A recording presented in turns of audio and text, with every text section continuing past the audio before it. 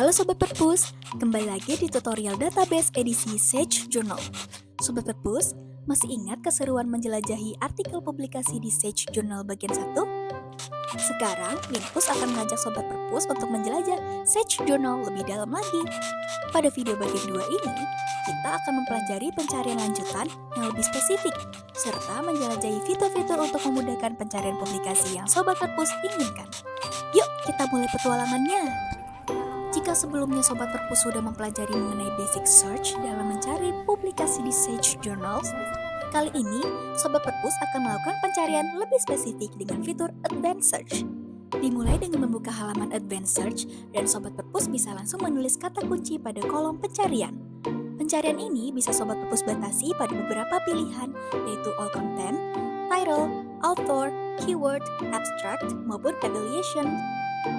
Pada pencarian dengan Advanced Search, Sobat Perpus bisa memasukkan beberapa kata kunci atau frasa sekaligus dengan mengklik tanda plus di bagian kanan kolom pencarian.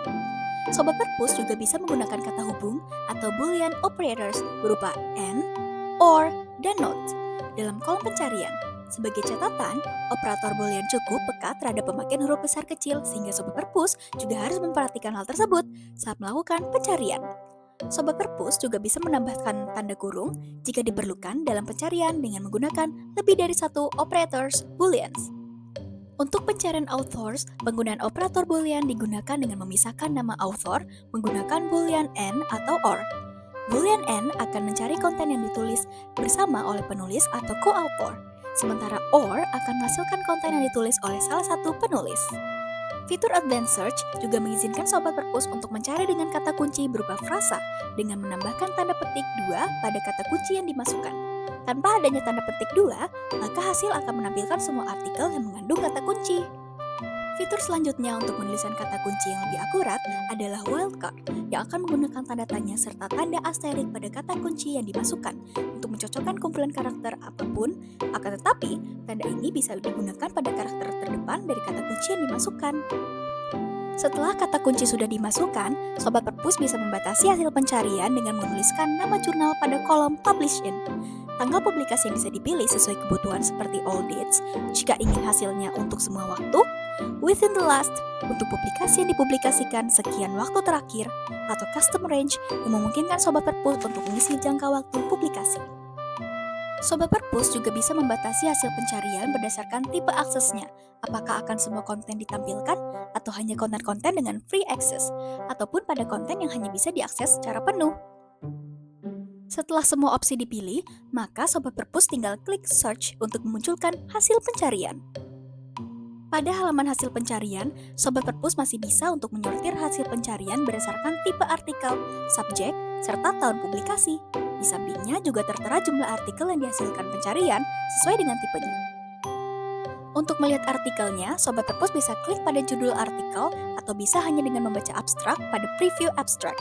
Di halaman ini, Sobat Perpus juga bisa langsung mendownload artikel yang dituju dengan tipe file PDF maupun EPUB. Pada saat Sobat Perpus mengklik judul artikel, maka akan muncul halaman yang memuat informasi bahkan isi artikel tersebut. Jika artikel yang merupakan free access, pada halaman ini Sobat Perpus bisa menyitasi langsung artikelnya ataupun membagikan artikel tersebut melalui beberapa opsi. Sobat Perpus juga bisa melihat informasi publikasi dan penulis pada kolom Information, Rights, and Permissions. Untuk mengetahui informasi mengenai akses jurnal dan citasi, Sobat Perpus dapat mengklik Metrics and Citations.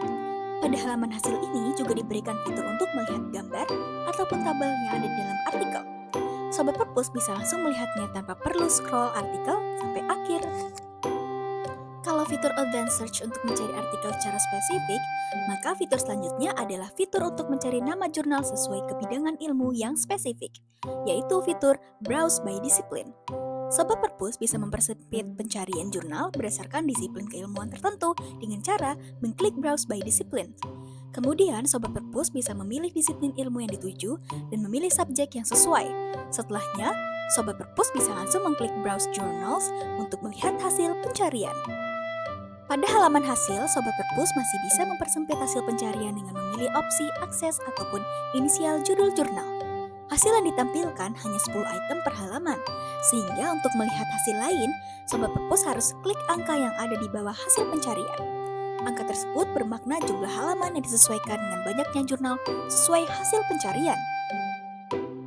Sobat Perpus juga bisa menjelajah petunjuk lain dari Search Journals sesuai peruntukan pada kolom Information for. Pada kolom tersebut, terdapat beberapa opsi yang bisa Sobat Perpus pilih sesuai keinginan. Nah, Sobat Perpus, sampai di sini dulu ya penjelajahan kita mengenai Search Journals. Terima kasih sudah mengikuti tutorial ini hingga akhir. Minpus harap tutorial ini bisa membantu dan memudahkan Sobat Perpus untuk menemukan publikasi ilmiah yang diperlukan. Jika Sobat Perpus membutuhkan bantuan lebih lanjut, jangan ragu untuk menghubungi tim perpustakaan kami. Sampai jumpa di tutorial akses database lainnya, Sobat!